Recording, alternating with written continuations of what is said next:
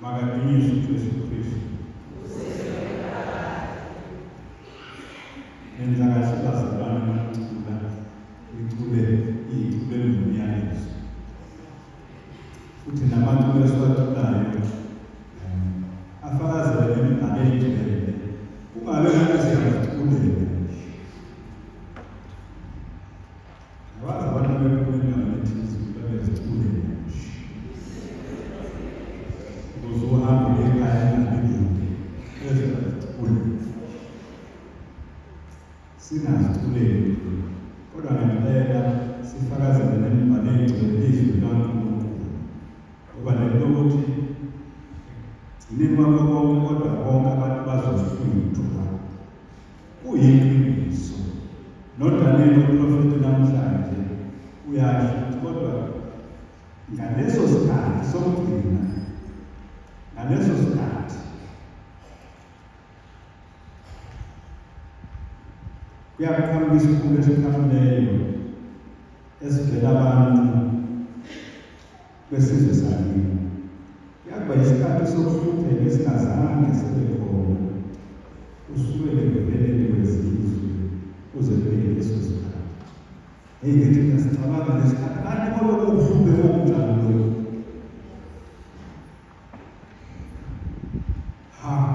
Okuthiwa kokuhlupheka futhi kokodlula kwekapatiti ubaba Sudan ukubulawa kwamakhono amaKristu ingazona njengo-China ukuhlupheka kaJesu esiphambanweni kube kuhlupheka okuthiwa kube kudlula ukuhlupheka kwake kwaba khona esikhathini zonke. Hayi kube kukhulu. Ngicabanga bazalwane ukuthi uma ungakaze uyibone ingane esitobhini kanti phelezela umawayo besajabula befike esitobhini naye ngezile kuright siyahamba nomama kanti plani ukuthi hayi kuyasala uma uyahamba wena usele wena kuright usuyivana noma siyahamba uzuphathe nentoyizi lakho ubone ngempela siyahamba ifike iteksi awubaphakathi sebakudinga angeke noma ngabona ungawazi lowo muzwa kade vakashiwe weekend eyodwa emva kwesikhathi eside. Ayazi ngane mayikhala isibele spiritual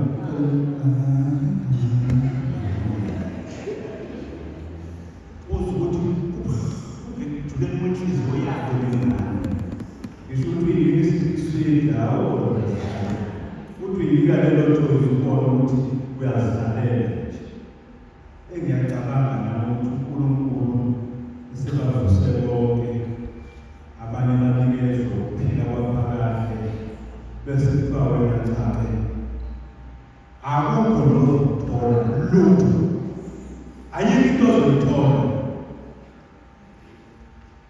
uthi uqalaza nakhona nakhona ngakhona ingelosi khona futhi akusekho wangelosi uyayizona nina ngisele ngedwa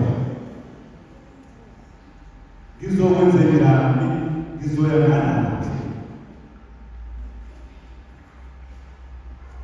Ngicabanga ubuhlungu bemfundo lokho incwadi kaDaniel ezama ukusitshela ngakho.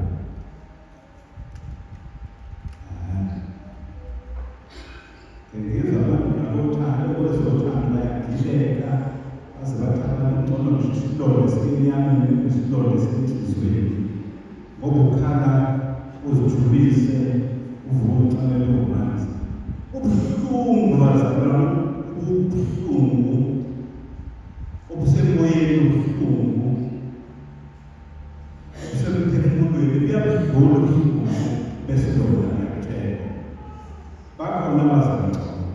Ngicabanga ukuthi lobo buhlungu bantu obuhlungu ubuyodlula noma uhlupheka noma isikhathi sokuhlupheka esiyodlula zonke izikhathi. Lapho ngeke kusaba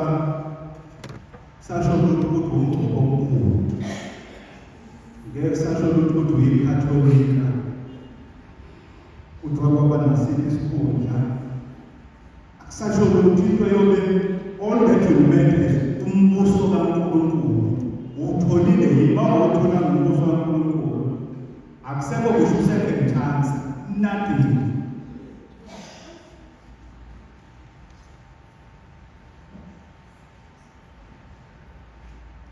Uyacabanga ukuthi kwenzakalani kulaba bantu uma singabaceleni ngoba bona ayikho into abangazenzela lutho ngeke benze lutho noma bebengxoxa ngamabhokisi amashangana ayikho laba bazalwane abangazenzela sebecingethi na uyabona-ke bakuthiwa awucelelwa muntu kusho ukuthi uzohlupheka umprofeti akhuluma ekugcineni kwezimpilo zethu singasanakwe uNkulunkulu singasanakwe izingelosi singanakwe muntu kungaba ubuhlungu lowo okukhuluma ngomuntu okusho ukuthi sobe sesilahlwa kungasekhotheka uyayozwa masithula sithi nginethemba lokusinda ngalo leli gazi shwele gazi sesisho ukuthi noma yebo lusinanezwa nayo Jesu sikanye nenezelelesi kodwa ngathi ngabakhona inhlanhla ukuthi umbuso kaNkulunkulu usubona ndledlana thize ngabe sibheke basemhlabeni kodwa singabe izilahla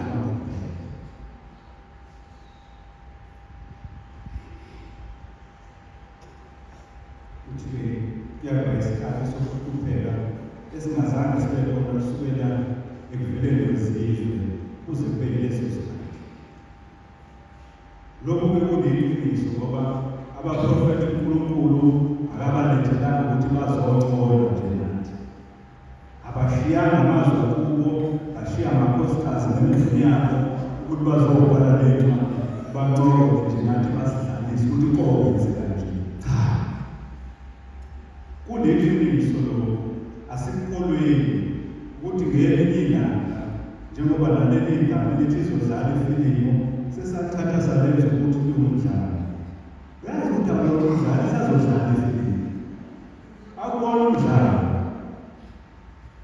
Mina ngithi nje kuphele ngathi uNkulunkulu akasiniki option yokuthi khetha ukuthi obani ofuna ayibuke.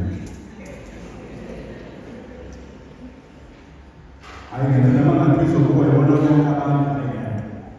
Ngcono kuthiwa ngithethe.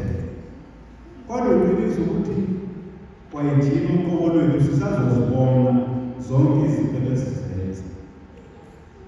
Sisazozibona yekudumana lokudunyana yethina sisabona izinto ezenziwe yithina singakashulelwa nje sisabona ukuthi ayikho. Kanti nangenza lokho sesaze sakhohlwa. Lokho esikhuleke njalo njengoba sisho njalo emizini asawubeke uNkulunkulu nemandla wonke asithole izinto zethu asiyise empilweni kwaphakade noma ngabe sifuna izinto zethu kodwa ukufuna umbuso kaNkulunkulu size singakhohlwa nami-ke bazalwane ngithi ningakhohlwa ukona konke ukuthi sithi siphile emhlabeni kodwa iqiniso lelibazalwane impilo yethu izofika ufull stop impilo yethu futhi kuzofanele sihambe siyolanda ngempilo yethu kuNkulunkulu. Ya, ukuthi sekuhlukanile lokhu mhlawumbe sesikujwayele futhi sesikuthatha kancane kodwa ngiyafisa nawe ucabanga. Ngicabanga ukuthi abanye bofakazi abantu asebebadala labe sesithi basibuke izithombe zabo bese bancane sithi hayi baba wena lo athayimina lo kwakuyimina usho lo senje akawamushila nje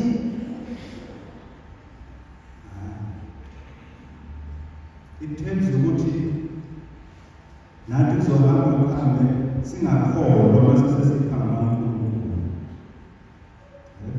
Nobaba la nomkhulu la bangitshela ukuthi nangiyinsizwa hey ngangiyibhula kithi awuyakhuluma wabayinsizwa losuku kanti uqinisile wakwenza ngoba impilo lempilo lithi impilo yomuntu ihamba kodwa imini izothi inkulu kuthi-ke kobe kunjani mase sekufanele ifike kuNkulunkulu asazi umuntu nomuntu uyazazi.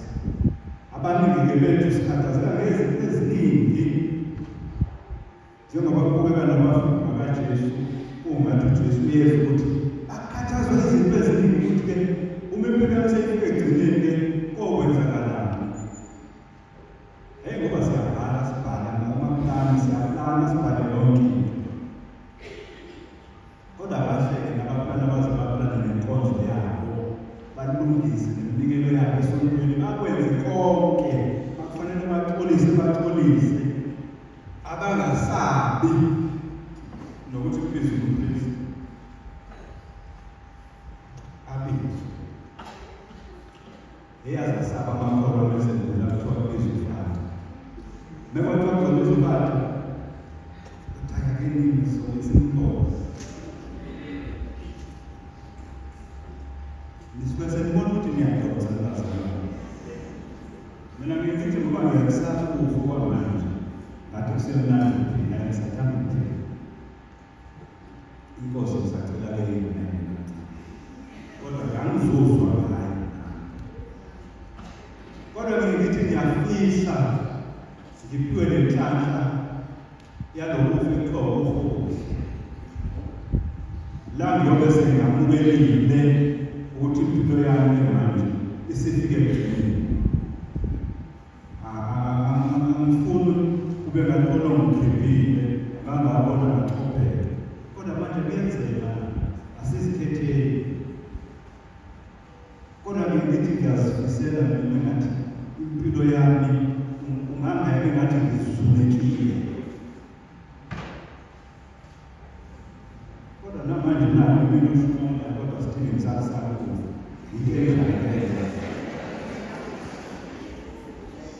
angasho ukuthi ngiyasaba ngithi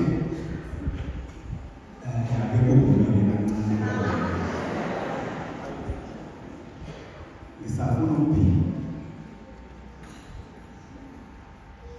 kodwa bazalwane ngithi njengoba uJesu esho usale uzikhathaza ngezinto eziningi zikhathazele ukuthi niphila kanjani phila kahle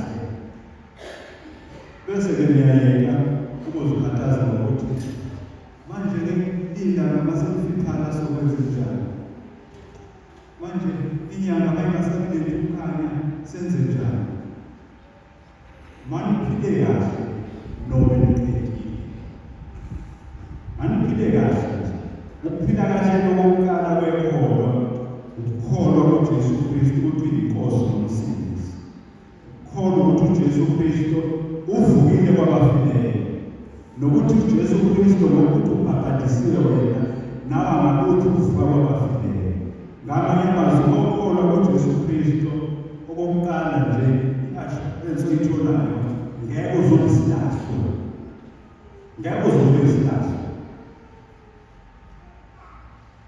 ngakho-ke sibonga ukukholwa kuJesu Kristu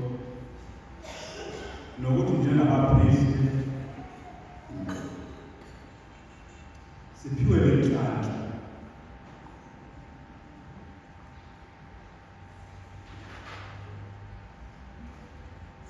leyanhlanhla yokwamukela umzimba kaJesu Kristu okuthiwa umhlatshelo hhayi umthetho omdala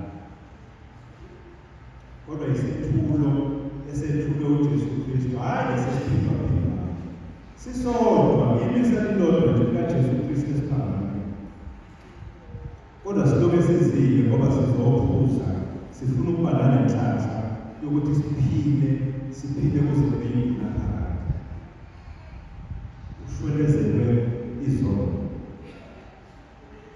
kodwa bazalwane saphila sadla asihambeni uma ithuba lisekhona siyozivuma izono zethu. Asihambeni siyozivuma izono zethu ngoba kuthiwa izono zizosicisha umbuso kaNkulunkulu. Siyakwazi ukuswelezelwa ngompristi namasakramente ebandleni. Sesikhulume ngakho konke-ke lokhu kuyimpilo, kodwa ngiyafisa umuntu nomuntu akazi ukuthi usukaphi nempilo yakhe, ubone ukuthi impilo yakhe iyaqhubeka, impilo yakhe iyaphambili. Khona izinto izolo kade ukwazi ukuzenza namhlanje ukwazi ukuzenza. Kukhona izinto okade uwumpetha kuzona usuyaqhubeka kuzona. Ngicabanga ukuthi ngokwempilo yethu, ngomunye umyalezo esiwutholayo ukuthi nezinto esikwazi ukuzenza thina bantu, ukhona isikhathi esizofika la uzohluleka khona. Kukhona ngathi uma kuthiwa abanike besezitebhisi, hhayi ungathatha 10 minutes. Impilo leyo isikhumbuza ukuthi noma ngabe namhlanje siphilile, kodwa ngeke siphile njalo. Noma uJesu Kristu noDaniel uprofethe bekhuluma ngokusonga komhlaba, kodwa ngifisa sonke sibheke impilo yami nawe ubheke yakho. Khona izinto ebengikwazi ukuzenza angisakwazi ukuzenza. Khona wake waba isiphathi namhlanje usenjalo. Khona wahamba ngemoto ezidrayivela yamudinga namhlanje asakwazi. Impilo iyasishintshela azalwane. Kodwa umbuzo ukuthi yini le ozovumela? Mina ngithi asiphenduleni bazalwane kanye nayo ophendulayo namhlanje isihlalelelo sokuphila. Noma ngabe impilo esiyijikele, noma ngabe vele sekufanele impilo ibe njalo. Ngithi mina siphenduleni sonke sithi ilondoloze uNkulunkulu ngoba ngithethela kuye. Uma nje sekufika isikhathi la sihluleka khona empilweni, namandla sephelile, nokuhlakani sekuphelile, nakho konke ekade sikusebenzisa ukuphila impilo yethu sekuphelile. Sekucishe lonke ilanga lasempilweni yethu nenyanga lasempilweni yethu iyacisha. Bese sithini? Ilondoloze uNkulunkulu ngoba ngithethela kuye. Uma kukhona asebefike kuleso sikhathi njengamanje, ngithi nabo abashokanye nohlabelelana namhlanje besihlalelelo sokuphendula sesehlulekile uNkulunkulu. Impilo yethu ngathi singasigcineni, amandla wasafana nayizolo, kodwa nanamhlanje sithini? Ilondoloze